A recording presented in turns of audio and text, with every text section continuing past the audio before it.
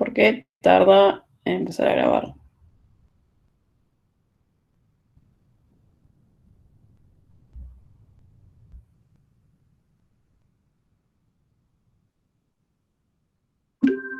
Ahí va. Bueno, empezamos. Como les había dicho la semana pasada, que vimos la base para cadenas en C, ahora vamos a ver un par de ejemplos más, pero van a estar orientados a el TP1 que van a tener que hacer dentro de un par de semanas. La idea de estos ejemplos es presentarles un par de funciones que pueden usar de la librería de strings de C y que les ayuden a manejar las cadenas y no tener que empezar de cero o reinventar la rueda para hacer un manejo de cadenas. La idea es que en vez de tener que hacer ustedes el manejo char a char de cadenas, traten de reutilizar estas librerías y hacerse la vida más simple para el TP1, ¿no? Por un lado, vamos a estar usando funciones que están dentro de la librería de string.h y acá ya se deben estar preguntando qué es esto de POSIX. POSIX es un estándar que le agrega un par de elementos a C, de un par de funciones, digamos, y que nos permite acceder a, en este ejemplo al menos, a dos funciones que son, por un lado, strdup y stpcopy, que vamos a ver en un rato. Lo único que tienen que saber de esta librería es que para que funcionen estas dos funciones, tienen que agregar esta línea al principio del archivo, si no, no va a funcionar y el compilador va a chillar. Entonces, bueno, empezamos tenemos varios ejemplos acá y tenemos un pequeño main acá abajo donde vamos a comentar y descomentar cada ejemplo para ejecutarlo. El primer ejemplo es el strlen que ya vimos la clase pasada. Básicamente lo que vimos es que devuelve el largo de la cadena y hacíamos un print por acá. Y esta función es de la librería string.h. Voy a chequear. Ya que no tengo la pantalla, voy a chequear strcomp. En strcomp, en esta parte no vamos a verlo, o sea, en este ejemplo de código. Sí, no lo vamos a ver en este ejemplo de código. Seguramente lo usen, digamos, para el TP, pero no es, creo que es algo más conocido, el funcionamiento de lo que vamos a ver ahora. Bueno, sigamos con el primer ejemplo, que este ya lo vimos en la clase pasada. El primer ejemplo que tenemos acá es también de string.h y es la función strstr. Esta función en algunos lenguajes se llama substring y lo que hace, que de hecho me parece un nombre mejor para lo que hace es buscar una cadena dentro de otra cadena, o sea, busca una subcadena. Entonces, si tenemos como nuestra cadena principal, esta que dice algoritmos or álgebra or física, lo que vamos a querer buscar acá es str recibe la cadena principal y la subcadena que queremos buscar. En este caso, la subcadena es or. Entonces, lo que va a hacer esto es buscar esta subcadena en toda esta cadena y te va a dar la primera aparición. La primera aparición es acá y lo que devuelve esto es un puntero, con lo cual nos vamos a quedar con dos punteros. Por un lado teníamos el puntero a cadena, que es, o sea, simbólicamente apunta a el primer elemento, el primer elemento de la cadena, o sea, en este caso va a ser la A de algoritmos, entonces cadena como puntero apunta a la A y nos va a dar una dirección de memoria del estilo 0x y algún número, ¿no? En cambio, esta aparición lo que va a hacer es apuntar directamente a la O que tenemos acá, ¿no? Entonces nos va a dar otro puntero que va a ser parecido a ese, pero no van a ser iguales, ¿sí? Entonces nos va a dar un puntero dentro de la misma cadena, digamos, ¿no? Y lo que queremos imprimir acá es la aparición de OR es, acá estamos imprimiendo un string, y se estarán preguntando por qué un string. Se puede imprimir como string porque, primero, que es un string, y segundo, que lo que nos da aparición, más allá de que sea un puntero y nos va a dar en esta parte como puntero, va a ser un numerito, si imprimimos como string, nos va a dar lo que puede leer a partir de ese número, o sea, a partir de esa dirección de memoria. Que en este caso, como es el OR que esté acá, es como que tengo una flechita apuntando a la O y va a leer desde ahí hasta que encuentre un barra cero. El barra cero, recuerden que cuando definimos un string como literal, o sea, de esta forma, con las comillas dobles, el barra cero lo pone C. Entonces, no estamos poniendo, digamos, explícitamente nosotros, pero está ahí. Entonces, lo que va a hacer es imprimir, a partir de la O, va a imprimir OR álgebra, OR física. Ahora podemos correr este ejemplo y bueno, esperamos que ponga, que imprima OR álgebra, OR física y una dirección de memoria que va a ser distinta a la de cadena. Si corremos esto, corremos y compilamos. Bueno, tenía que modificar el main para que corra esto. Vamos a comentar el anterior. Es comentar este. Y guardamos. Lo que imprimí acá es la posición de memoria de cadena es X numerito. La primera aparición de OR es OR álgebra, OR física, que es, digamos, lo que puede leer a partir de ese puntero de aparición. Y la posición de memoria, que sería la de aparición, es esta otra que, si ven, esto es muy parecido al de arriba. Son muy parecidos, pero son distintos a la vez, ¿no? Porque están cerca en la memoria, pero no son el mismo puntero. ¿Tenemos alguna pregunta hasta acá? ¿Por qué la sintaxis de la dirección de memoria de aparición es void asterisco aparición y no ampersand aparición? El void asterisco es porque estamos casteando aparición. O sea, el porcentaje P de acá te exige que sea un puntero. Y acá, para hacerlo como puntero genérico, que más o menos vimos la clase pasada que era un void asterisco, le ponemos que es void asterisco aparición, porque queremos decir esto es un puntero genérico. No es ampersand porque, o sea, aparición ya de por sí es, si ves un char asterisco, ya es un puntero.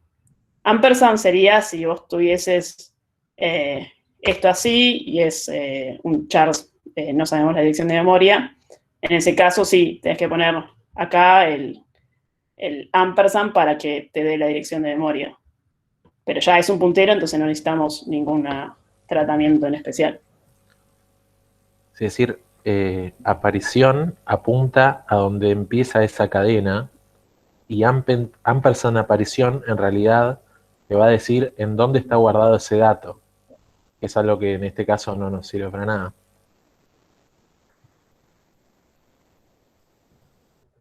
Tenemos alguna pregunta más. Bueno, seguimos con el siguiente ejemplo. El siguiente ejemplo se llama strdup. Si ven, es uno de los que son de POSIX. Ups. Así que, no sé por qué me toma mal la VM.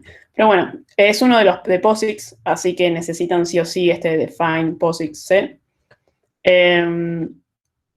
Y lo que hace strdup es agarrar una cadena que le pasamos nosotros, en este caso cadena, y por dentro va a pedir memoria con malloc y nos va a devolver un puntero. O sea, pidieron memoria por nosotros, pero después nosotros tenemos que hacernos cargo del puntero. Entonces vamos a tener un puntero con memoria dinámica con la cadena esta copiada. Entonces, lo que estamos haciendo acá es imprimir lo que llamamos duplicado, que debería ser la misma cadena copiada. Eso es solo para verificar que lo haya copiado. Y después tenemos otra función parecida que se llama strndup, que es esta. Me quedó mal el mouse. Bueno, la función strndup, la única diferencia que tiene con strdup es que recibe un entero. Este entero, que en este caso es 7, lo que va a hacer es va a copiar la cantidad de caracteres que decís en el entero. Entonces, en vez de copiar de toda la cadena, va a copiar los primeros 7 elementos de la cadena, que sería algorit, hasta acá. Va a copiar solo esa parte. También pide memoria dinámica, y si bien no lo puse acá arriba, también depende de POSIX, así que necesitan de POSIX para poder usarlo. Después imprimimos este duplicado parcial, que debería decir algorit, como dijimos antes. Y lo importante de este ejemplo es que, como pidió memoria por nosotros vamos a ser los encargados de liberar la memoria. Y la memoria, obviamente, la liberamos con free y liberamos los 2 que pedimos. Si corremos este ejemplo... bueno, de paso, tengo que hacer esto. Vamos a ver lo que nos da el ejemplo. strndup, que lo comentamos. Podamos.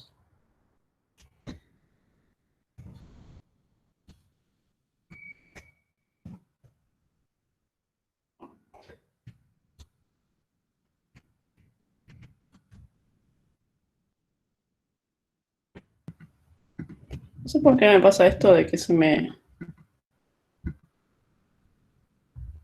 Aparición es un puntero, usar el porcentaje este te imprime lo que apunta. Claro, aparición es un puntero, pero en realidad un string también es un puntero. O sea, un char asterisco también es un puntero, digamos. Con lo cual, con porcentaje S simplemente le estás pasando como string, y con porcentaje P lo pasas como puntero, que puede ser un void asterisco, podría ser un char asterisco, un int asterisco. A ver si me deja trabajar esto.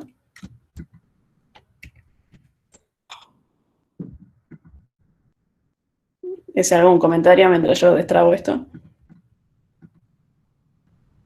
No, por ahora nada. Eso de, O sea, me quiere el terminal.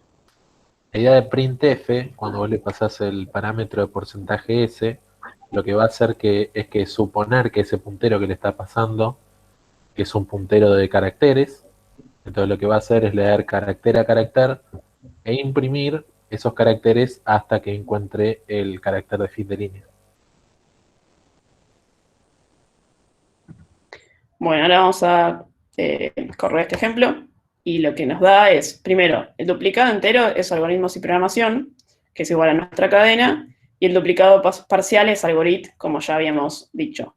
En sí, esta función es una simple copia, pero bueno, lo que tienen que tener en cuenta es que, o sea, cada una de estas funciones que vamos a ver tienen distinto contrato, digamos.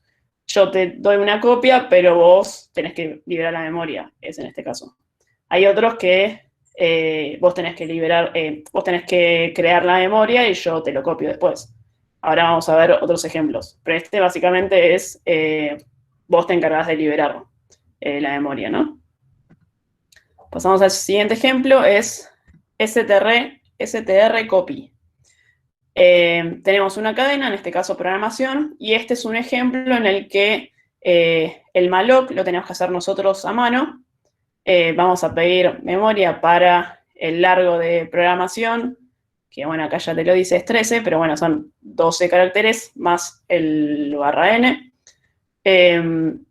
Y lo que hace strcopy es recibe nuestro espacio de memoria pedido, que a veces llamamos buffer, pero bueno, es un espacio de memoria donde se puede escribir, y la cadena que queremos copiar, y te va a copiar cadena en copia, que es nuestro espacio de memoria. Acá vamos a imprimir esta nueva cadena copiada para verificar que se copió, y obviamente, como hicimos un malloc, hay que hacer un free. Si corremos este ejemplo, comentamos y corremos esto.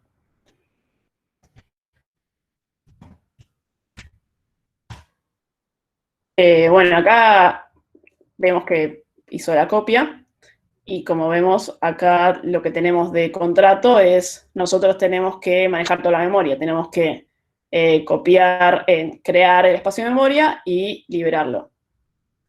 ¿Tenemos alguna pregunta? Como veo la docu de hechas funciones, bueno, ahí pueden entrar hay una, se puede poner man en la consola y str copy, y les aparece la documentación oficial, que es bastante, o sea, te aparecen el nombre que elegiste, pero, o sea, que buscás, pero también las variaciones, como lo de la N, la firma, y te dice cada una qué hace. Y eso te dice como todas las casos bordes que puedes ver, digamos. Por ejemplo, acá te dice strcopy incluye el null byte, o sea, el /0. Incluye el null byte, el /0 a lo que vos copiás. O sea, no tenés que encargarte del /0. Y acá dice un warning del strcopy.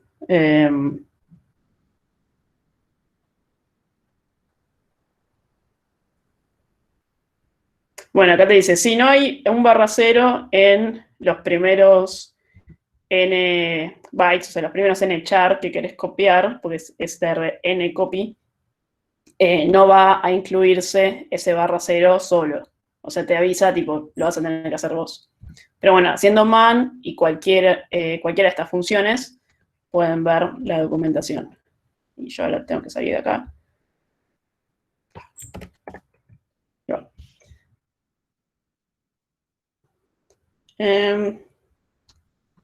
¿Más preguntas? Bueno, a ver. Seguimos con el siguiente. Tenemos uno parecido, que es, en vez de strcopy, es stpcopy, que es uno de los de POSIX, así que ojo que hay que incluir POSIX. Este se pone un poco más interesante, y presten atención porque es bastante útil esta función. stpcopy, la diferencia es que, o sea, nosotros en este caso tenemos una primera cadena que es palabra, que es nuestra cadena. Vamos a pedir un buffer, un espacio de memoria de 100 chars para tener un espacio grande para escribir. No importa cuántos sean los chars que queramos que tengamos como espacio de memoria, solo estamos poniendo un número arbitrario para poder escribir libremente. Y lo que hacemos con este stpcopy es, le pasamos nuestro espacio de memoria y nuestra cadena. Y lo que va a hacer, similar a otro, es copia esta cadena en nuestro espacio de memoria. Nosotros vamos a tener un espacio de memoria con muchos espacios libres, y lo que va a hacer es, voy a poner un comentario acá porque me va a chillar, copiar nuestra cadena, o sea, va a ser palabra, ¿sí? y nos va a seguir quedando espacio de memoria. Lo que tiene esto es que nos va a devolver, o sea, si ven acá en strcopy, no esperábamos que nos devuelva nada, simplemente copia. Y una diferencia acá en strcpy es que devuelve un puntero. Este puntero lo que tiene de interesante es que devuelve la dirección de memoria donde terminó de escribir. O sea, digamos, devuelve el espacio siguiente a donde debería seguir escribiendo. Así como resultado apunta al primer elemento que pedimos en memoria, este puntero a final va a apuntar al donde debería seguir escribiendo. O sea, una vez que termine de escribir, el siguiente, ahí apunto. Entonces, ya tengo un lugar donde voy a seguir escribiendo si quiero agregar otras cadenas de otros lados. Entonces, lo que vamos a imprimir acá es, por un lado, resultado, que resultado es nuestro buffer. Así que debería imprimir las palabras que tenemos hasta ahora. Y el puntero a final, que en la primera iteración, digamos, va a apuntar a este espacio, ¿no? Si volvemos a copiar la misma palabra u otra a nuestro buffer, lo que deberíamos hacer en vez de pasarle el resultado, el resultado es nuestro buffer de memoria, en vez de pasarle el buffer de memoria, le pasamos el puntero al final. ¿Por qué? Porque si nosotros le pasamos de vuelta el buffer completo, nos va a pisar la palabra. Entonces vamos a escribir siempre en el mismo lugar. En cambio, si le pasamos puntero al final, lo que va a hacer es seguir escribiendo donde estamos. Así que la única diferencia acá es que le pasamos puntero al final, la misma cadena, porque no tenemos otra ahora, pero podría ser otra cadena, y nos va a devolver otro puntero al final, que no es el mismo, porque si volvemos a escribir palabra, el puntero final ahora no apunta acá, va a apuntar a esta parte, después de las dos cadenas. Entonces se actualizó. Entonces, ahora si tenemos otra cadena, que llamamos otra muy originalmente, lo que va a pasar es, le pasamos puntero final, que ya está actualizado y que ya apunta acá, y otra cadena, que es otra.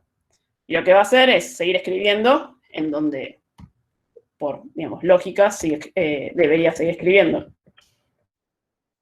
Queremos armar una cadena más compleja y más grande. Entonces ahora, cuando imprimamos esto, va a ser resultados nuestro buffer con todo escrito, y esto es lo que esperamos que tenga. Y puntero final, otra vez nos va a dar el puntero al final, el nuevo puntero al final. Entonces va a ser otro puntero con otro numerito parecido a estos, pero distinto, ¿no?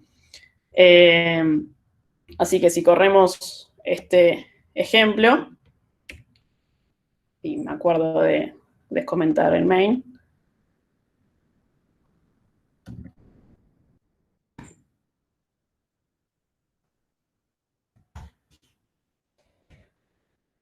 Lo que va a imprimir es, como vimos al principio, palabra, que es esta parte, o sea, solo poniendo una vez palabra, y una dirección de memoria, que es el de puntero final. En el segundo va a imprimir palabra a palabra, y el puntero final apuntando acá.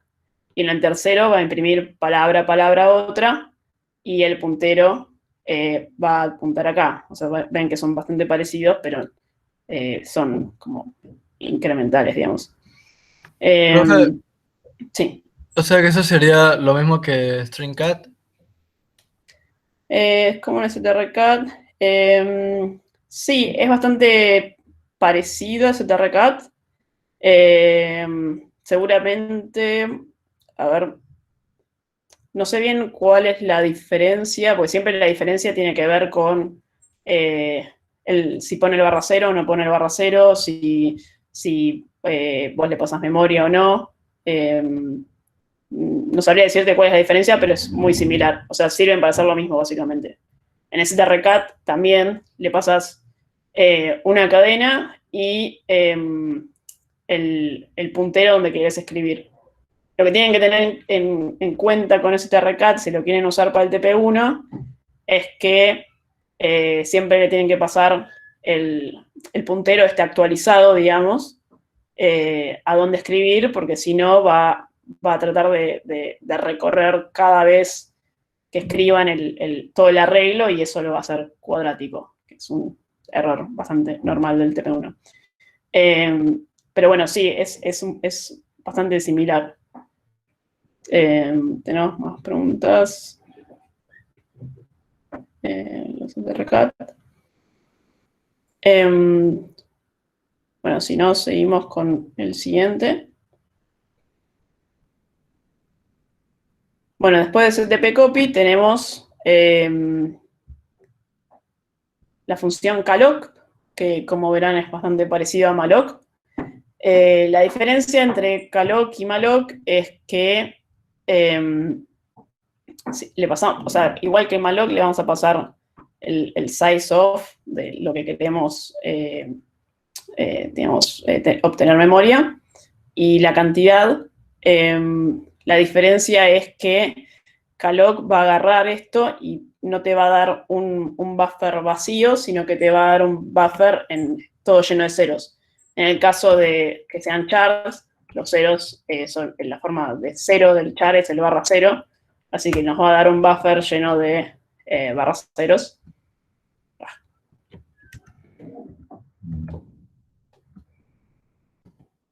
Y sería, bueno, 10 veces esto, ¿sí? Eso lo que nos serviría, por ejemplo, es para no olvidarnos de poner barra cero cuando creamos un string. Acá tenemos un ejemplo que lo que hace es imprimir que efectivamente cadena de cero, o sea, arbitrariamente el primer elemento de la cadena que creé con calloc, sea un barra cero. Esto simplemente va a dar true o false. Y acá, bueno, siempre que así como cuando hacemos un malloc, necesitamos que liberar la memoria. Cuando hacemos un calloc, estamos en la misma situación, hay que liberar la memoria. Y podemos correr este ejemplo.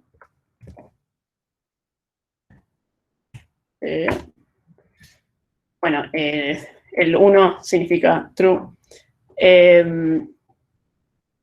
Bueno, esta es una forma de crear un string, digamos, safe o a salvo, de que no se olviden de poner barra cero cuando escriben en el string.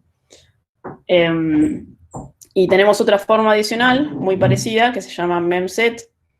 Memset lo que hace es, no crea la memoria, tenemos que usar malloc o calloc, pero lo que va a hacer memset es tomar nuestra, en este caso una cadena, nuestro buffer de memoria, toma un char, ven que es importante que son comillas simples para representar un char, y un int. Este int es cuántas veces queremos que en esta cadena se copie este char. O sea, lo que va a hacer es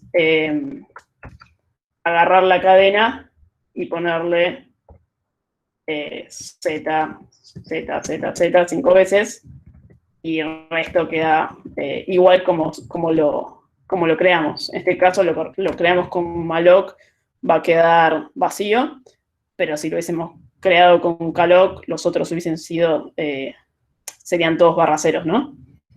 Entonces, acá, con Z agarramos cualquier cosa, cualquier carácter, y se lo ponemos en los n primeros elementos. Podemos hacer, si queremos hacer un calloc con memset, podríamos decir, bueno, quiero que me pongas barra cero en los n primeros elementos. Para que sea calloc debería ser justo en los 10 elementos, digamos, o 9 elementos. Pero sería muy similar, solo que en este caso nos permite poner otra cosa más.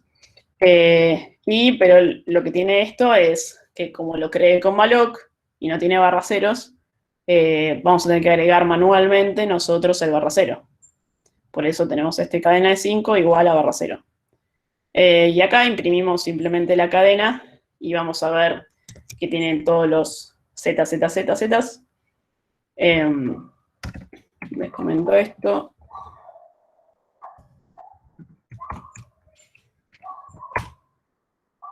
Y bueno, efectivamente nuestra cadena tiene todas estas zetas. Esta es otra forma de inicializar de alguna forma, inicializar un espacio de memoria con algo que le sirva. Pueden ser ceros, pueden ser zetas, barra ceros, lo que les sirva. ¿Preguntas? ¿Es memoria dinámica para strings? ¿Qué parte está? La de memset. ¿Le falta un free? Sí, le falta un free. Sería free de cadena.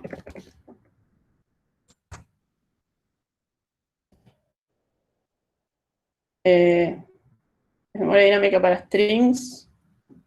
Sí, o sea, memoria dinámica pues estamos usando malloc. Estando usando malloc como calloc, o bueno, realloc en su caso, estamos usando memoria dinámica. ¿Alguna pregunta más? Recuerden, no se olviden al TP poner esto de POSIX si van a usar estas funciones o alguna de POSIX. Estas son las que más les servirían para hacer el TP1. Traten de no hacerlo a mano si tienen la copia, digamos, char a char con un for a mano, si sabemos que tienen estas funciones para hacerlo. Y bueno, si tienen alguna duda de cómo funciona una función, siempre pueden usar el man que vimos antes y poner man, no sé, memset, y ver la documentación que está en todas sus computadoras, que les dice los casos cuando hay que agregar el barra cero o no, o cómo funciona si no se acuerdan, o tienen alguna duda sobre eso. Es bastante útil.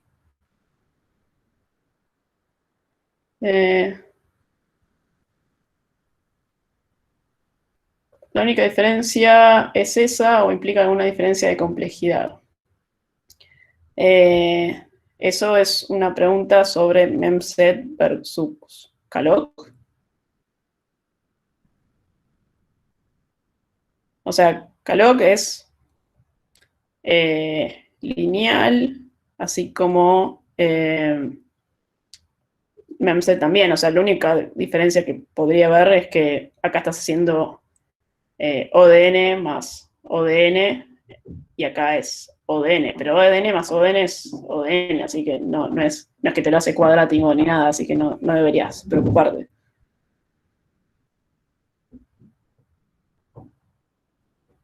Sí, memset versus calloc, esta función entera y esta función entera, las dos van a ser ODN. No es problema. ¿Tenemos alguna pregunta más? Este archivo, por supuesto, está en el drive de la materia como ejemplo de cadenas para TP1. Lo pueden bajar, jugar con el archivo y probar distintas cosas. Y bueno, espero que les sea útil para cuando tengan que hacer el TP1. Ahora ese va a dar una explicación sobre uno de los TDA que tienen que hacer para, no sé la fecha. Eso, parte de la explicación. Bueno, te dejo de compartir. Dale, por favor. Ahí. Ok. Bueno, hola, ¿qué tal? Soy Ezequiel, para quienes no me conocen, ayudante de la materia. Hola, Manu, ¿qué tal? Vamos a presentar lo que son las consideraciones de implementación del TDA pila, empezando a compartirse las diapositivas correspondientes. Bien. Y empezamos. Ok. Bueno. De entrada saben que todo lo que es enunciados de TPs lo pueden encontrar en la página de la materia. La pila ya está subida para que la puedan ver. Y, bueno, cartel gigante, fecha de entrega. No te olvides de decir cuándo es la fecha de entrega. La fecha de entrega es el 3 de mayo. ¿Sí? Vamos a poner un punterito. ¿Por qué no puedo tener un puntero? Todo mal. No, ¿qué haces? El 3 de mayo es el lunes que viene. Activar el puntero láser. Ahí está. Entonces, desde hoy, que es la fecha de tanto publicación como presentación del trabajo, hasta el 3 de mayo, tienen una semanita, ¿sí? Lo pueden ver acá, todos los TPs lo pueden ver ahí, qué fechas de presentación y entrega van a tener, ¿sí? Y cuando entran a ver la página de la pila en particular, van a ver un textito como este, presentando lo que es el trabajo y qué cosas hay que hacer. Pero vamos a ir más allá y vamos a tener esta clase para ver de qué se trata la pila. ¿Sí? Entonces, vamos a empezar con algo más bien más sencillo de lo que van a tener que hacer en la pila y vamos a hacer trazar un paralelismo con lo que sería el vector dinámico. Entonces, supongamos que habrán hecho o habrán estado trabajando con el vector dinámico, ¿sí? Y el vector dinámico lo que era un TP en el que tenían que manejar un arreglo de elementos donde cada elemento era un valor entero. ¿Sí? ¿Verdad? ¿Qué hora es? 1:44. Bien. Cada elemento era un valor entero en el vector. Entonces vamos a suponer que viene alguien y nos dice, yo quiero, así como el vector, una estructura de datos abstracta que se comporte como se comportaría una pila, ¿sí? Y yo voy a guardar en esa pila elementos enteros. Entonces, decimos, ¿qué es lo importante de esa pila? Bueno, esa pila va a tener que tener una primitiva pila a pilar, que va a recibir la pila correspondiente y el valor entero que se quiere apilar. ¿Ok? Y va a devolver un booleano indicando éxito o fracaso de esa del llamado de la función. ¿Ok? Y la otra cosa importante que queremos que tenga la pila es un pila desapilar, ¿sí? Que le vamos a pasar una pila en particular y vamos a querer que devuelva como valor entero ese elemento que estaba en el tope de la pila y a su vez desapilar ese elemento de la pila, es decir, que ese elemento en la pila ya no esté, ¿sí? Entonces, en líneas generales, bueno, además del crear y ver si una pila está vacía y qué sé yo, lo más importante para el funcionamiento de esta pila va a tener que ser que el pila a pilar y el pila a desapilar se comporten como esperamos que se comporten las pilas. ¿Sí? Entonces, ¿qué cosas importantes hay acá? Que bueno, que vamos a estar apilando valores enteros, pues estamos haciendo este paralelismo con el vector dinámico. En el vector dinámico estuvieron viendo, eh, agregaban valores enteros y podían leer valores enteros de ese vector dinámico. ¿Sí? Entonces, esta es una linita imaginaria, la cual a partir de acá vamos a imaginarnos que somos Alan, por llamarle así, es decir, somos esa persona que está creando el tipo de dato abstracto, ¿sí? Vamos a estar en pila.c modificando las primitivas de la pila para que ella funcione, ¿sí? Entonces vamos a necesitar una estructura de la pila que tenga la capacidad de comportarse como pila, tanto para el apilar como para el desapilar. Entonces podemos definir una estructura de pila y vamos a centrarnos particularmente en lo que es el manejo de esos valores, en este caso enteros, que vamos a estar usando. ¿Me preguntas? ¿Sí? Ustedes siempre pregunten, ¿sí? Sean libres, me gusta que participen mucho. Si hace falta me interrumpen con voz, no me voy a enojar. En todo caso les digo, no me interrumpas ahora, pero no me voy a enojar. ¿Sí? Entonces estamos ahora en Strucpila. ¿Y qué vamos a necesitar entonces? Al igual que con el vector dinámico, vamos a necesitar una estructura que represente un arreglo de enteros, ¿sí? Y ustedes saben, si mi tipo de dato es un entero, tenemos un int, y este asterisco va a representar que eso es un puntero, ¿sí? Un puntero a un conjunto de enteros, ¿sí? Lo que conocemos como arreglo de enteros, ¿sí? En el caso del vector, necesitamos tener un arreglo de enteros porque queríamos guardar más de un entero en el vector, ¿sí? Por eso necesitábamos tener un arreglo, y por eso en la definición de la estructura, si la miraron, en algún lado decía int asterisco y el nombre del atributo que representaba esos enteros. ¿Ok? Entonces, ahí, bien, la estructura de la pila va a tener otros atributos que nos van a servir para manejar otras cosas de la pila, ¿sí? Pero en este momento particular nos vamos a centrar en los elementos que estamos guardando en la pila. Como estamos guardando elementos de tipo entero y sacando de la pila, desapilando de la pila elementos de tipo entero, necesitamos una estructura de pila que permita guardar más de un entero, y eso se representa como un arreglo de enteros, ¿sí? Que en definición se ve como un puntero, int asterisco, ¿sí? Porque ese puntero va a apuntar a la primera posición de mi arreglo de enteros, y por ahí con otro atributo, que sea la cantidad de elementos o la capacidad de la pila, voy a poder saber cuántas posiciones ese arreglo de enteros tiene, ¿sí? Pero entonces con un puntero que representa el arreglo de enteros, ya podemos empezar a hablar de hacer esta pila de enteros. ¿Hay preguntas? Entonces seguimos. Ahora, ¿qué pasa si en vez de guardar enteros, yo quiero guardar punteros de enteros? ¿Sí? Es decir, tenemos otro problema. La persona que me dijo, crea esta pila con enteros, viene rápidamente y se arrepiente y dice, no, yo quiero en realidad una pila que pueda guardar punteros enteros, ¿sí? ¿Cómo se va a repercutir esto en las primitivas de la pila? Así.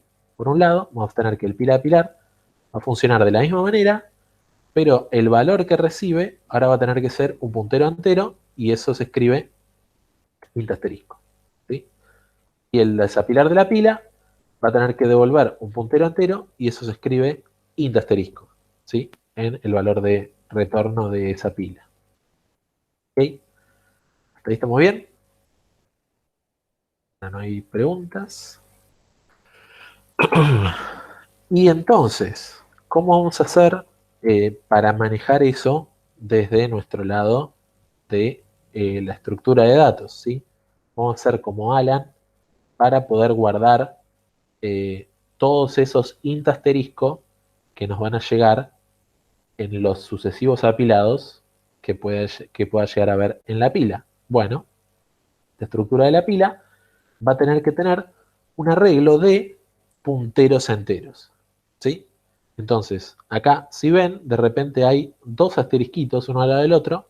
¿Qué significa esto? Bueno, por un lado, tenemos que el tipo de dato que se está guardando es de tipo int asterisco. Entonces, esa primera sección de esta definición, la parte que dice int asterisco, me dice, estás guardando punteros enteros, ¿sí? Y el siguiente asterisco me dice, acá esto es un arreglo de punteros enteros, ¿sí? Int asterisco va a haber tipos de datos int asterisco, ¿sí? Punteros enteros. Y el segundo asterisco me dice, y va a haber varios. ¿Ok? Entonces, si se fijan, cuando estábamos acá, es como si acá donde dice int, donde nosotros guardamos enteros, y para tener un arreglo de enteros tenemos int asterisco, si acá donde dice int reemplazamos por int asterisco, que significa que a partir de ahora queremos guardar punteros enteros, en vez de guardar enteros, queremos guardar punteros enteros, donde dice int, ahora dice int asterisco, Y el segundo asterisco es el asterisco que ya teníamos gracias a el hecho de que esto es un arreglo. Tengo una pregunta. ¿Dónde? Ya con el primer asterisco no estaríamos diciendo que es un arreglo, o sea, necesariamente tiene que ser dos asteriscos. Sí, necesariamente tiene que ser dos asteriscos porque lo que es int asterisco, es decir, la palabra int y el primer asterisco, todo eso representa que los elementos que estamos guardando son de tipo punteros enteros, ¿sí? Y el segundo asterisco, que también es necesario, representa que queremos tener varios, ¿sí? Entonces, uno de los asteriscos representa que esto es un arreglo y el otro, y la otra parte de la estructura, que sería todo este int asterisco, representa que los elementos que guardamos en este arreglo son de tipo int asterisco, es decir, son de tipo punteros enteros.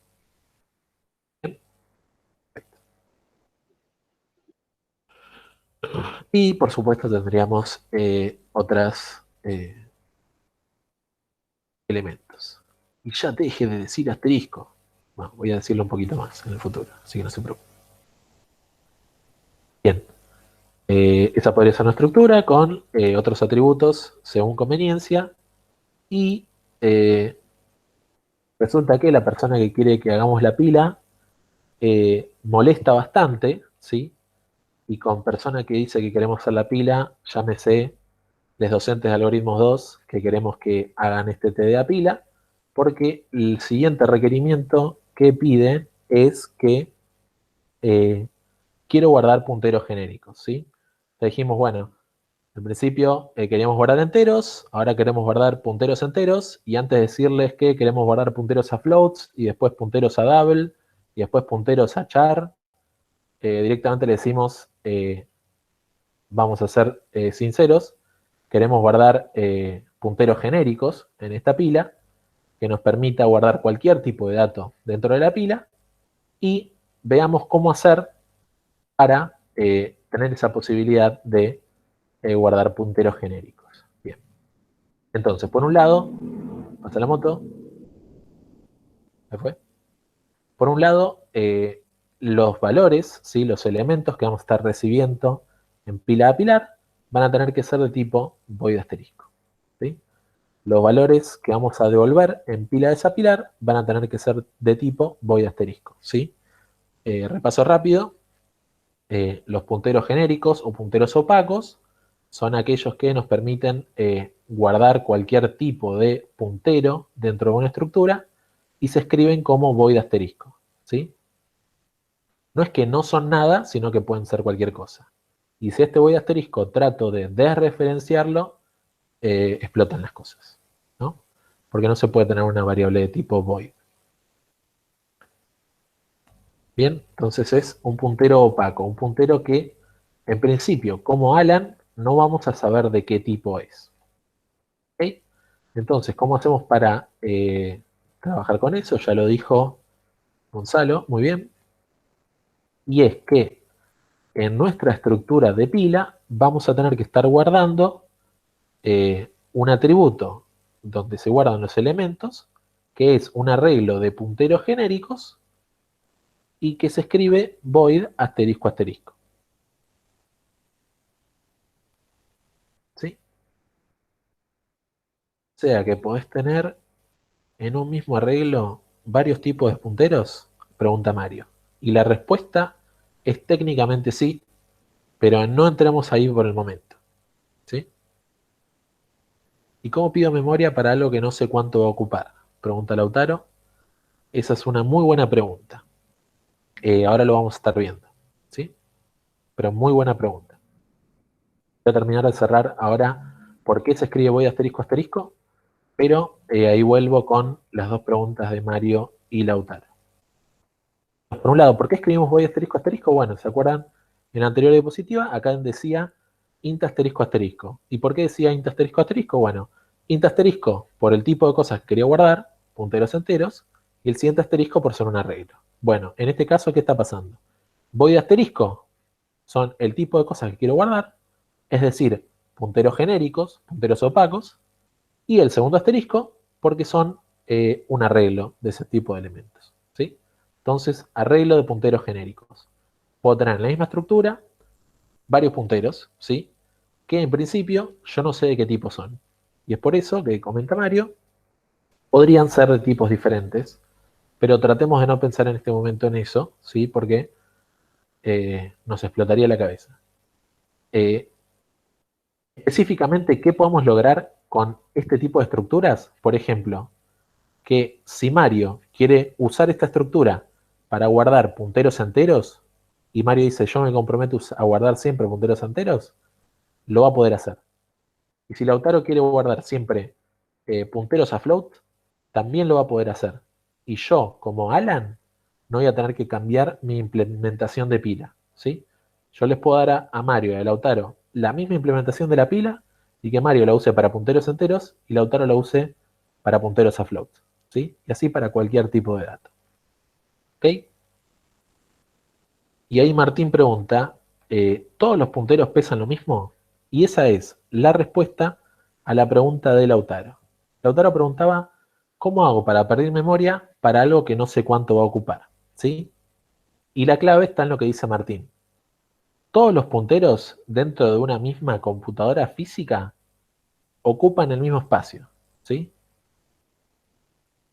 En general, el tamaño de los punteros es aquel que te permite indexar toda la memoria RAM que tenga la computadora.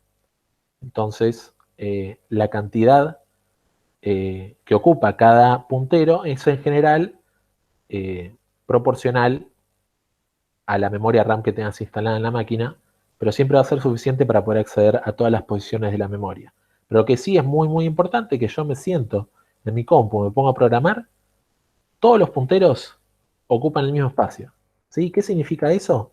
Que acá donde yo escribo void asterisco, todos los void asterisco ocupan la misma cantidad de espacio, ¿sí? Son 4 bytes, bueno, todos los punteros ocupan 4 bytes. ¿Ok? Y por eso, yo mi vector de datos, en cada posición de ese arreglo de datos, donde en cada posición hay un puntero genérico, cada una de esas posiciones puede ocupar lo mismo, yo sé cuánto ocupan, ¿sí?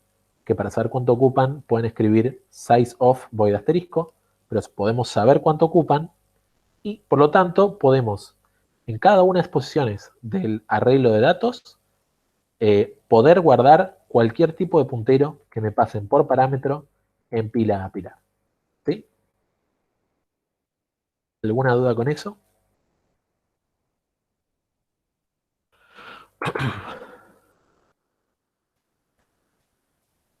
Sí, pues son muchas cosas y de repente se empezaron a entrelazar las dudas del chat, que fueron pocas pero muy buenas. Así que cualquier cosa se entendió, profe. Perfecto. Bien, entonces seguimos por acá. Entonces vamos a empezar con lo que es una estructura sugerida de lo que es la pila. Por un lado tenemos todo eso anterior fue la explicación de por qué tenemos que tener un void asterisco asterisco datos. ¿Sí? Y por otro lado vamos a necesitar algunas cosas adicionales para poder saber en qué estado está la pila. Y esto es, por un lado, la cantidad de elementos almacenados, que le llamamos cantidad, y la capacidad del arreglo de datos, es decir, ese arreglo de datos que tenemos, cuántos elementos puede llegar a tener. ¿Sí? Por ejemplo, podemos tener una pila vacía, pero que pueda guardar hasta 20 datos. ¿Sí?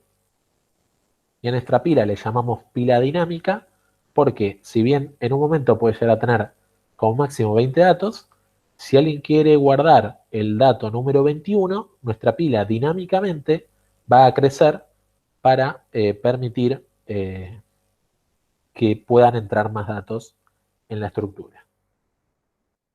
¿Sí? Pues la capacidad lo que va a hacer es siempre saber cuál es la cantidad de elementos que podrían llegar a guardarse en la pila. ¿Sí? Y si se fijan, estos dos atributos son de tipo sizeT, que saben que son números enteros sin signo, ¿sí? Lo cual nos permite tener la mayor capacidad de conteo de cantidad de elementos que pueden llegar a haber en nuestra pila, ¿sí?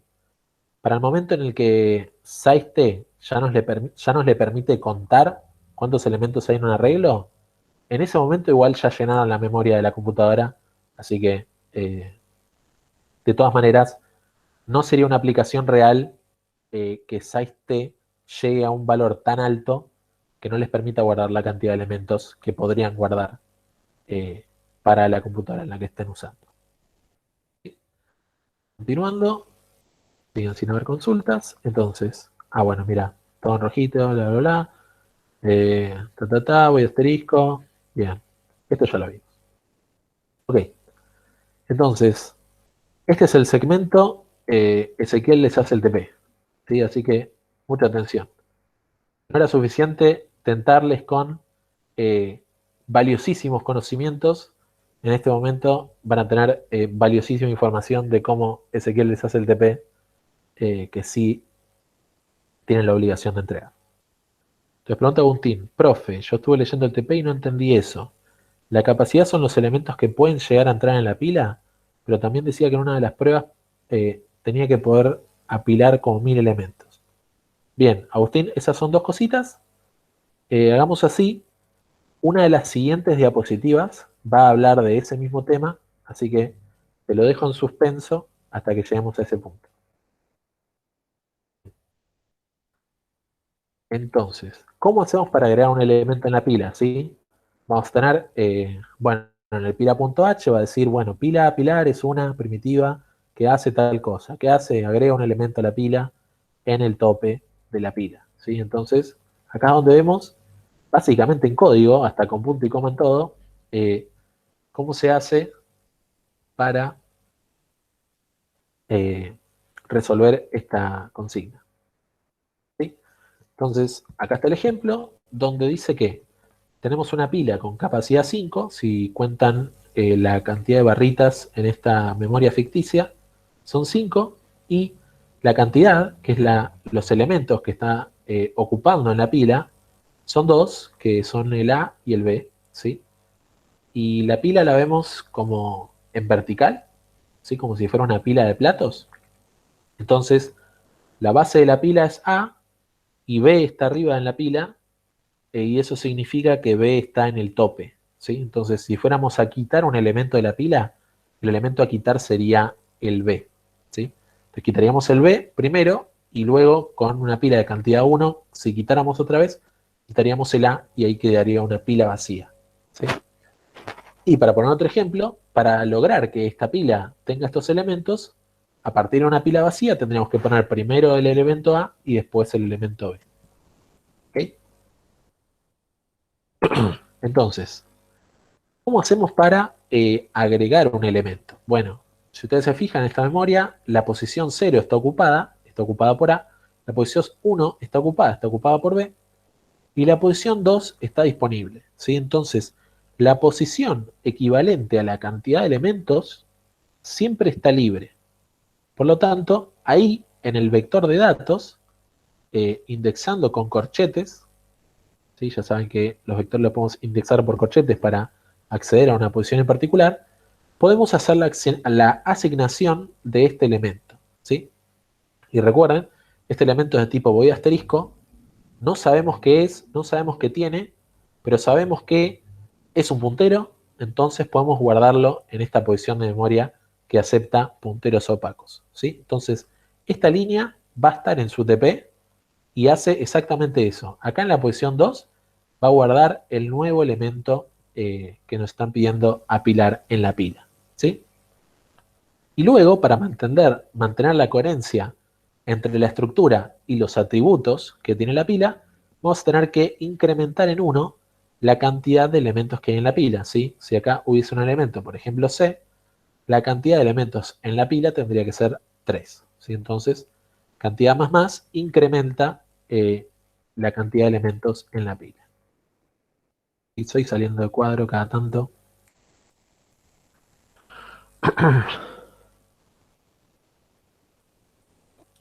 Ok. Parecen haber preguntas. Seguimos. ¿Cómo hacemos para eliminar un elemento de la pila? Bueno, para el elemento de la pila, simplemente restamos la cantidad. ¿Por qué pasa eso, no? Nosotros tenemos una pila con cantidad 2 y capacidad 4, ¿sí? Nosotros al restar la cantidad, lo que estamos haciendo es como ocultarnos a nosotros mismos que esta B está en esta posición, ¿sí? Les pregunto, ¿por qué es que en estos lugares está todo oscuro, no veo nada, ¿no? En una memoria real física, ¿puede no haber nada en una posición? No, algo hay, ¿sí? Si no conocemos lo que hay en una posición de memoria, en general le llamamos que hay basura, ¿sí?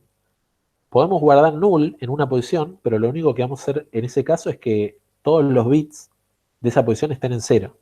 Pero la posición no está vacía, sino que tiene ciertos valores que en algunos casos decimos que es basura.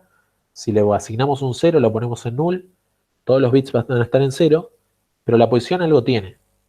Entonces, de la misma manera, cuando nosotros restamos la cantidad, esta B lo que hace es quedar como basura en la memoria. Pero, ¿es importante sobreescribirlo o algo?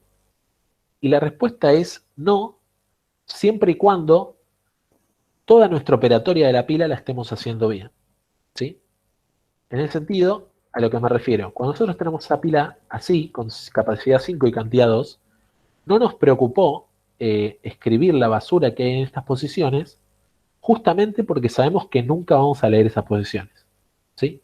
Y por lo tanto, cuando quitamos un elemento de la pila, restamos esa cantidad, lo que estamos diciendo es, esta B no la vamos a volver a leer, ¿sí? Porque si nuestra cantidad es 1, el único elemento en el que nos importa en la pila es A. Y todos los demás elementos bien podrían ser basura, ¿sí? Esa es una pequeña tesis de por qué no es importante sobreescribir lo que estaba guardado en la posición de B, justamente porque nunca lo vamos a leer. Y pregunta María Belén, ¿y si quitas un elemento y después agregas otro, se reescribe? Exactamente.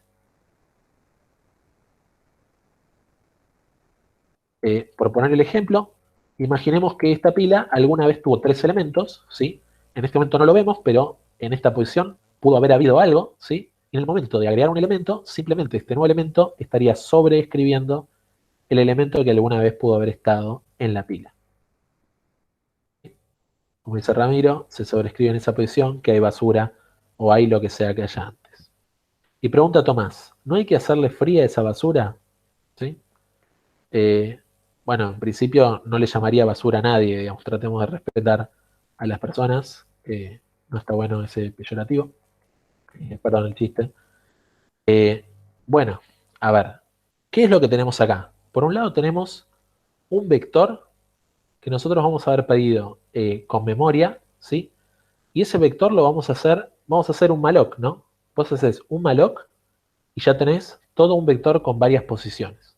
Entonces, no está bien decir, le hago free a esta posición del vector y mantengo vivas el resto de las posiciones, ¿sí? Un vector se comporta como una unidad. ¿Sí? Vamos a tratar de decirlo gesticular con las manos. Un vector se va a comportar como una unidad. Entonces, ese vector de 5 posiciones se habrá creado con un malloc, ¿sí? Y cuando querramos destruir la pila, vamos con un solo free a destruir todas esas posiciones del vector, ¿sí? Ahora, la pregunta podría ser otra. Por ejemplo, Bárbara agregó a la pila el elemento B, ¿sí? Ahora, al desapilar, yo digo, ja, esta es la mía. ¿Sabes qué? Voy a liberar a B, porque Bárbara lo está desapilando. Así que voy a hacerle free a B y le voy a estar haciendo un favorazo a Bárbara, ¿no? Entonces Bárbara desapila ese elemento y cuando va a leerlo, resulta que está liberado. Entonces Bárbara dice, no, ¿qué pasó? Explota todo, tratando de leer un elemento que está liberado, ¿sí? Y acá es algo que quiero hacer mucho énfasis. Si Bárbara está desapilando un elemento, por algo será, sea porque lo quiere usar o por lo que sea, ese elemento pasó a ser responsabilidad de Bárbara. ¿Ok? Entonces, si nosotros le destruimos a B ese elemento, Bárbara dice, ya no lo puedo usar, el elemento me lo destruiste, no me sirvió de nada, la pila, ¿sí? Imagínense, eh, imagínense que tienen una pila de platos en la cocina y tienen una persona vigilando esa pila de platos, ¿no? Vamos a llamarlo el pilero, ¿no? Entonces vas al pilero y le decís, che, toma, guardame este plato, ¿no? Va y guarda ese plato. Y vas al pilero y le decís, che, desapilame el último plato que te pasé porque le necesito, ¿sí? Entonces, el pilero agarra el plato, lo tira contra el piso, lo destruye y dice, ahí está tu plato. Y vos decís, no, ¿cómo puede ser? Me destruiste el plato, no lo puedo usar ahora, ¿no? Eh, ojalá, ojalá, digamos, esta analogía súper, eh, no tiene sentido la analogía, ¿no? Pero que eso le llegue la analogía para entender por qué yo nunca podría devolverle un dato que esté a punto de darle a alguien, ¿no? Porque esto se va a dar en todos los TDAs, en algún momento van a querer devolverle el dato que les pide, que les pidió guardar Bárbara y se lo van a devolver, ¿sí? Y en algún momento, sin querer, lo van a destruir. Y en ese momento van a ser esa persona que me estaba cuidando la pila, que agarró el plato y lo estrelló contra el piso, porque pensó que no lo querían no lo iban a querer usar más, ¿sí? Así que bueno, más allá del chiste, que nos quede ese concepto. Que nosotros queremos, si alguien quiere guardar algo, nosotros le vamos a hacer ese favor de guardárselo, y de la misma manera le vamos a hacer el favor de devolvérselo íntegro, sin destruírselo cuando lo necesiten, ¿sí? Y en todo caso, eh, si Bárbara quería desapilarlo para destruirlo, Bárbara se va a encargar, ¿sí? Porque sabe que una vez que yo le devolví el elemento, ese elemento es suyo y es también su responsabilidad, ¿sí? Muchas veces puede llegar a ser difícil en la materia esto porque en algunos momentos estamos haciendo las veces de Alan y en otros momentos estamos haciendo las veces de Bárbara, ¿sí? Pero tenemos que tratar de pensar, bueno, esto que estoy haciendo ahora, ¿lo estoy haciendo desde el punto de vista de Alan? ¿Lo estoy haciendo desde el punto de vista de Bárbara? ¿Sí? Entonces nos sentamos a hacer la pila. Lo estamos haciendo en el punto de vista de Alan, y como punto de vista de Alan, todo lo que Bárbara me dé, se lo voy a devolver íntegro, ¿sí? Cuando nos sentemos del punto de vista de Bárbara a usar la pila, por ejemplo, voy a guardar un puntero entero que yo pedí con malloc, ¿sí? Y cuando lo desapile y lo use, lo voy a destruir usando free, ¿ok? Bien, entonces revisando el chat, te paso el pilero. Hasta la cámara se movió, bien. Entonces, se crea un puntero para mantener el valor que se desapiló. Eso sí que no lo entendí, Julián. Si podés volver a preguntar. Entonces se crea un puntero para mantener el valor que se desapiló. Perdón, pero no entiendo la pregunta. Si la puedo reformular. Mientras avanzo por donde estábamos.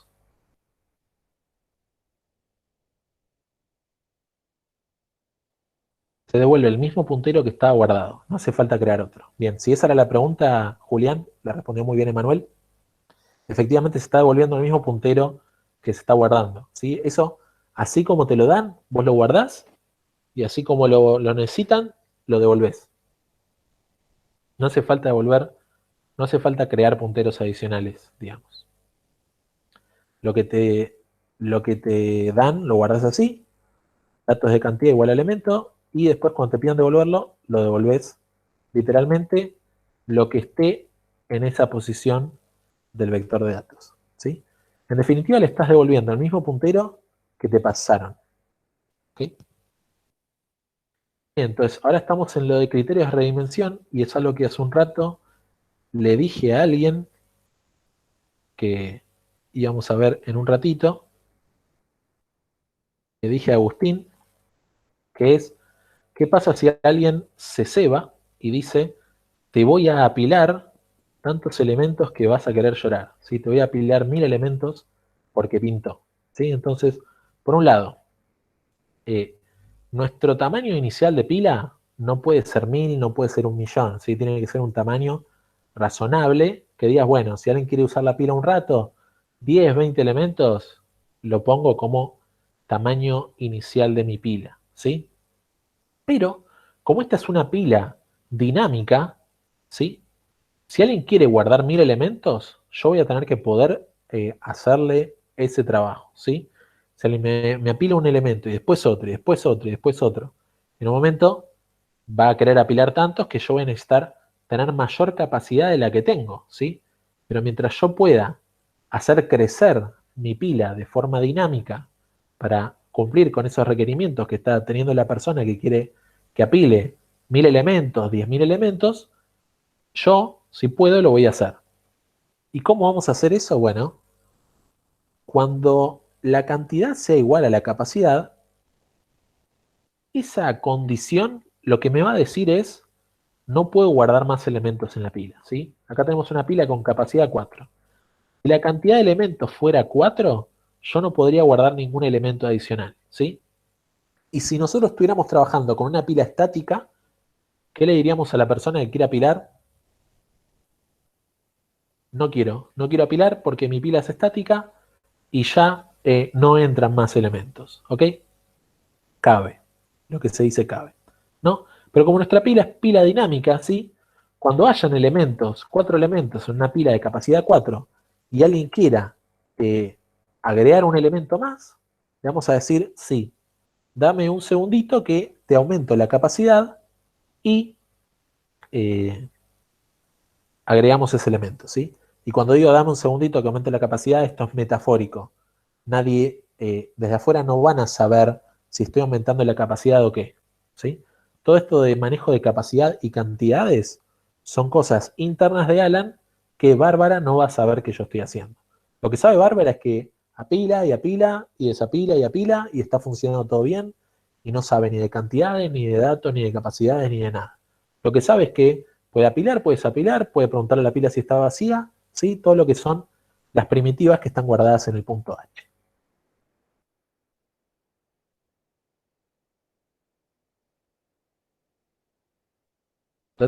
Bueno, Manuel pregunta algo que ahora respondo, pero eso lo haría en un condicional en la pilar, tipo chequeo qué onda el espacio que queda, y fiel al segmento de TP les hace, Ezequiel les hace el TP, básicamente sí. Si yo quiero, en la primitiva de apilar, en un momento se van a tener que fijar si la capacidad es igual a la cantidad, porque si la capacidad es igual a la cantidad, no entra el nuevo elemento, van a tener que incrementar la capacidad. Y si sí entra el elemento, no hace falta incrementar la capacidad y directamente apilan el elemento, ¿sí? Y cuando hacemos capacidad es igual a capacidad por 2, lo que estamos diciendo acá es que, y la pista dice, bueno, vamos a tener que hacer un realloc, ¿no? Es decir, esa pila que tenían, por ejemplo, 10 elementos, cuando se llenan esos 10 elementos, vamos a tener que hacer un realloc por 20 elementos, ¿sí? El doble de la capacidad. Y habrán visto en la teórica por qué esta capacidad se incrementa en forma multiplicativa y no sumando numeritos, ¿no? Porque cuando venga alguien que quiera insertar 10.000 elementos y yo voy incrementando la capacidad de 10, cada realloc que ocupa ODN en tiempo va a hacer que eventualmente esto sea ODN cuadrado, ¿sí? Y la pregunta de Emanuel que dice, ¿pero qué pasa si el realloc para arriba falla? ¿Sí? Lo que quiero decirles, y preferiría no tener que volver hacia atrás en las diapositivas, pero recuerden que la primitiva pila a pilar devuelve un valor booleano, ¿sí? Entonces, ese valor booleano pila a pilar, cuando el apilado funciona bien, ya sea porque se pudo guardar el elemento o porque hicimos realloc, funcionó y guardamos el elemento, va a devolver true. Pero si el realloc llega a fallar, ese valor de retorno de la función de pila a pilar va a devolver false, ¿sí? Joya. Mario dice, en el ejercicio vector dinámico está implementado a redimensionar. Es lo mismo, ¿no? Bueno, es parecido, se pueden inspirar por lo que está hecho en el vector dinámico, pero sí pueden ver cómo está hecho y adaptarlo. Pero sí está bueno que haya una función pila redimensionar, que vos le pases una nueva capacidad y intente lograr esa nueva capacidad para el arreglo de datos de la pila Si funciona, esa función va a devolver true. Si no funciona, esa función va a devolver false. ¿Sí? Y otra cosa que tenemos que tener en cuenta en los criterios de redimensión, siendo las 8:22, es redimensionar hacia abajo. ¿Sí?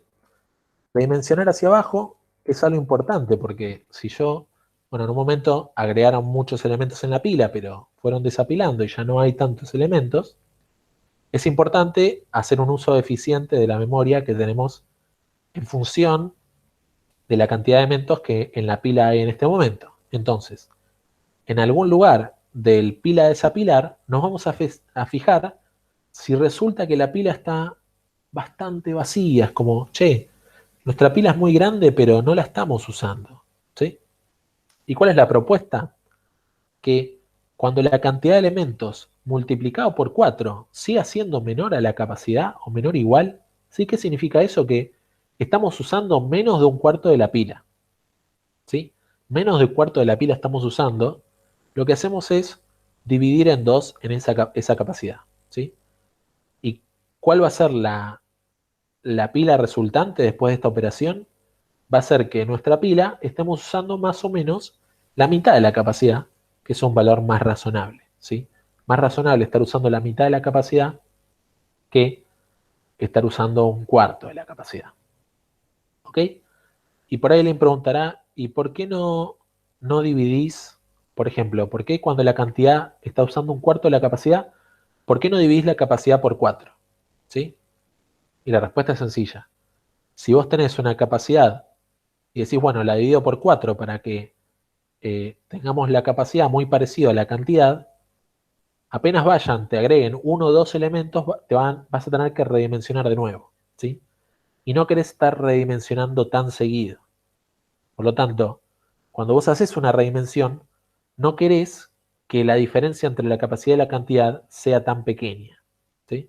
Por lo tanto, si estás usando un cuarto de la capacidad, la reducís a un medio y todavía tenés toda una mitad para apilar disponible. ¿Sí? Pero no dejás que la capacidad y la cantidad sean tan parecidas, cosa de que un par de apilar ya haga que tengas que volver a redimensionar. El objetivo es redimensionar esporádicamente. Por eso, dice Lonel, ojo, que redimensionar es un costo. Por eso queremos hacerlo esporádicamente. Por eso lo hacemos con múltiplos. ¿Sí? Y cuando se crea vacía, ¿arranca con capacidad 2 o 1? Bueno, yo diría que arranquen con una capacidad tipo 10 o 20. ¿Sí? 1 o 2 suena poco. ¿Ok? Pregunta, ¿por qué no aumentar la memoria de uno por vez? Ya lo sabemos. Respuesta, ya lo sabemos. Bien, ahora en los últimos 5 minutos de clase, vamos a hablar también de lo que son las pruebas, ¿sí? Entonces, cuando están escribiendo las pruebas, ahí se pasan al universo de Bárbara, ¿sí? Van a pasar a usar la pila. Entonces, van a tener que escribir unas pruebas en pruebas-alumno.c. ¿Sí? Un poco inclusivo, ¿no? Vamos a ver si lo cambiamos algún día. Tienen que hacer distintas pruebas, ¿sí? ¿Y qué significa tienen que hacer distintas pruebas? Bueno, si van al enunciado de la materia, y ahora podemos mirarlo un poquito hasta las 8:30, va a haber un listado detallado de, bueno, 1, haz esta prueba, 2, haz esta prueba, 3, haz esta otra prueba, ¿sí? Entonces, básicamente lo que van a estar haciendo es, por cada uno de esos enunciados que diga el enunciado, para la redundancia, es hacer una prueba distinta, una función de prueba que pruebe esas características que diga el enunciado, ¿sí? Y importante, una prueba no puede depender de otra anterior, ¿sí? Cada una de las pruebas debe ser independiente del resto del set de pruebas que tengan. Entonces, una de las cosas que sí o sí van a tener es que en la función de su main que tenga las pruebas, esa función lo único que va a hacer es llamar a las distintas pruebas que haya en su set de pruebas, ¿sí? Si necesitan que una prueba dependa de la otra porque usa la misma pila, eso no va a estar funcionando, ¿sí? No creen una pila en el main y la pasan por parámetro en todas las pruebas. Eso no lo hagan, ¿sí?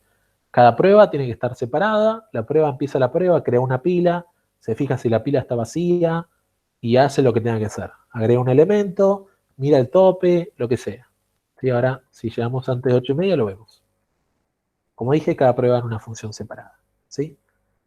Cada prueba tiene que probar una cosa en particular que pueden ver en lo que es el enunciado, qué cosas en particular queremos que prueben cada una de las pruebas. ¿Sí? No queremos que haya un main con 20 pruebas todos seguidos. O sea, nos estamos tomando 2 o 3 minutos para decir pruebas separadas. ¿Ok? Fin. Bueno, entonces vamos rápidamente a ver si podemos ver un poquito qué pruebas hay.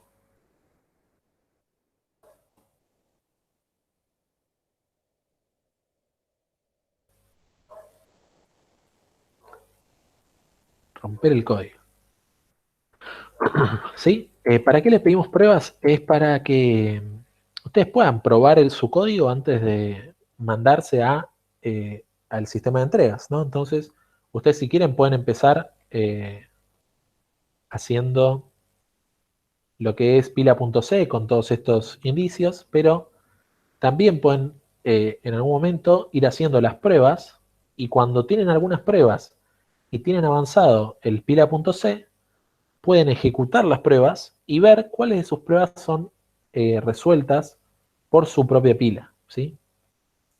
Y una vez que tengas todas estas pruebas implementadas y además exitosamente su código pase estas pruebas, lo van a subir al sistema de entregas con bastante confianza de que la pila está bien hecha y que les va a dar un toque de una, que puede ser como un logro.